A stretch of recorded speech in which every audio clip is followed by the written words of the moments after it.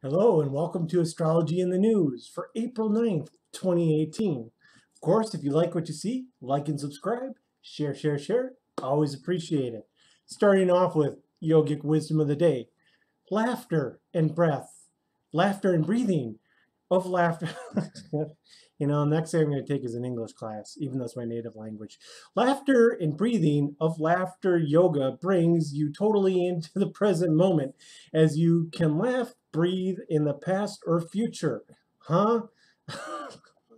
All right, this is probably a bad quote, but hey, thank you for making a laughing stock out of yoga. And let me tell you, if you really want to know what real yoga is, check out my other videos because I actually go into it pretty in depth and I think you'll like it. Starting off, Iran is threatening to restart its nuclear program. That's right. They're going to start lighting off more nukes in the desert. Maybe, depending on if we keep the deal or not. Time to put the glowing hamster back on the reactor wheel. Because, it's Iran, and you could use hamsters, or you can maybe use camels or donkeys or something like that, but you gotta get that fission fired up, so why not use gerbils? They're cheap. So, looking at the Ayatollah's chart here, let's see, so this is kind of interesting here. So, let's see, Jupiter in the sign of Pisces. That's the first thing that I noticed about his chart. That's actually fairly good placement.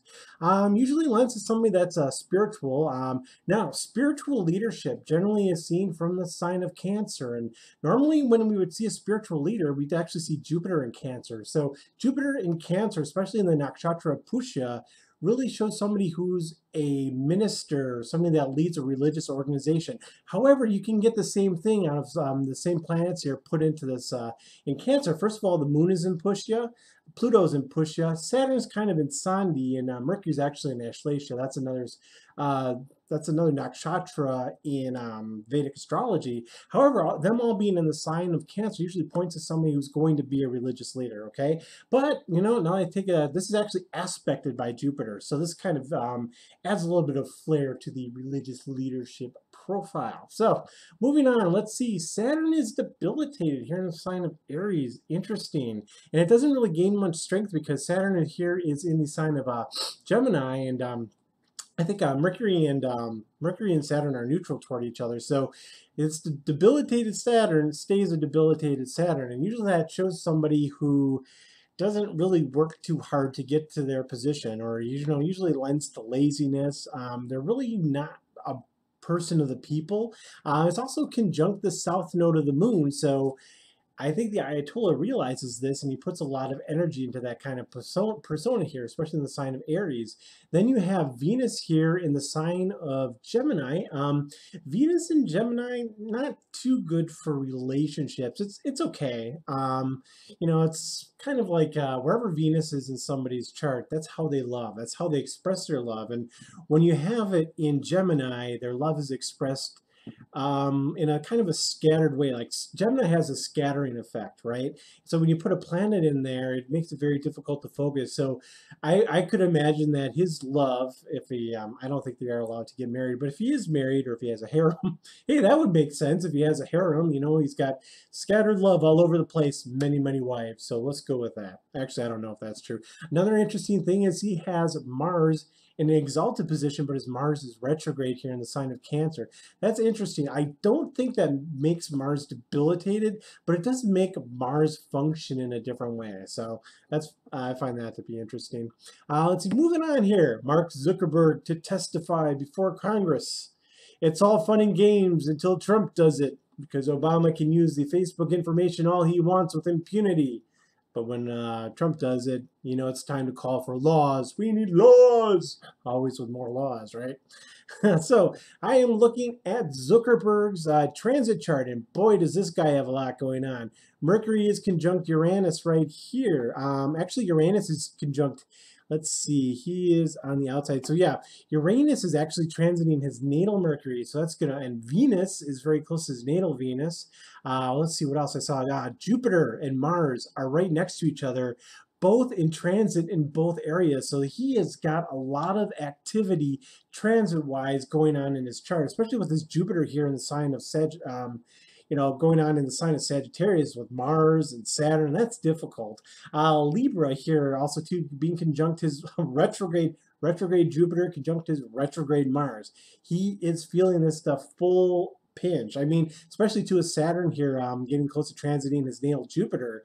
I mean, Saturn is about restriction, and Mars can really bring out a lot of aggression and stuff. So he's been really reclusive, but I think this is really going to be probably one of the major turning points in Mark Zuckerberg's life. So keep an eye on this, man. There's going to be a lot of activity. I think this is going to start trickling off, so I don't think he will be in the news as much. Once Uranus actually goes past his Mercury, this is actually going to be going on for probably a few more months. So that's going to be pretty intense. Let's see, the Saturn transit, that's going to be going on too for a little bit longer too. So yeah, he's going to have a lot of stuff to contend with, man. And so I'm not saying I don't like Zuckerberg. It's just, he's only 33 and look at where he is in the position he is in his life. A lot of people don't get to that position. So it's a very fascinating individual, I'll say that much. Now, Governor Rick is running for Senate. He's also tired of running from David Hogg because this guy is chasing him down like a mofo and biting at his ankles. So yeah, just because you suffer a tragedy doesn't mean you're an expert in gun control. So going over Rick Scott's chart, we actually do have a birth time for him. So I'm taking a look at his dasha period, and I can kind of get an idea of where he's wanting to run for Senate, because if you take a look right here, this actually started his Mercury dasha started, let's see, that is 2016, and that is in the month of March. And of course, so I think he decided to run for Senate about a month ago, but now we're just hearing about it. So yeah, he is in his Mercury dasha. It's taking full swing. And so he's actually, and this is also in the 10th house too. So Mercury and having a planet be in the 10th house, that's usually pretty good for a victory. However, we need to see his opponent's chart to get a full picture of this, but this is pretty good timing for him. Let's see, and I wonder too, the Mercury, what I'd really want to see is, and I did not do this in his chart, is to spin Mercury forward to see if it's going to be here in the sign of Scorpio during the election. That is also another key indicator for a win. What I really like to see is I like to see the dashas and the transits match up with the dashas.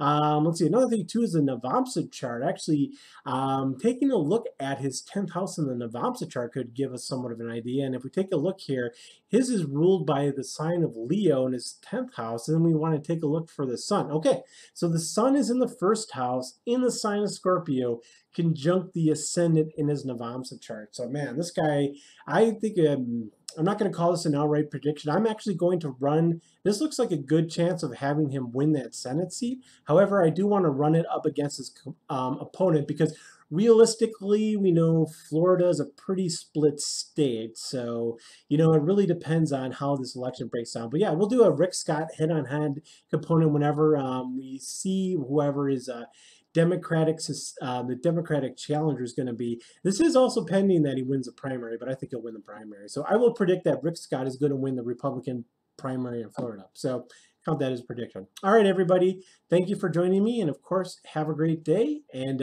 also, I want to tell you, if you're watching, I am so grateful for you finding your way to my channel. My goal here is to entertain foremost and also to educate. So, hey, if you have any ideas of somebody whose chart you want me to cover, shoot me an email at nobsyoga@gmail.com or leave a comment in the comment sections, and I will be more than happy to take a look at the chart. Thank you.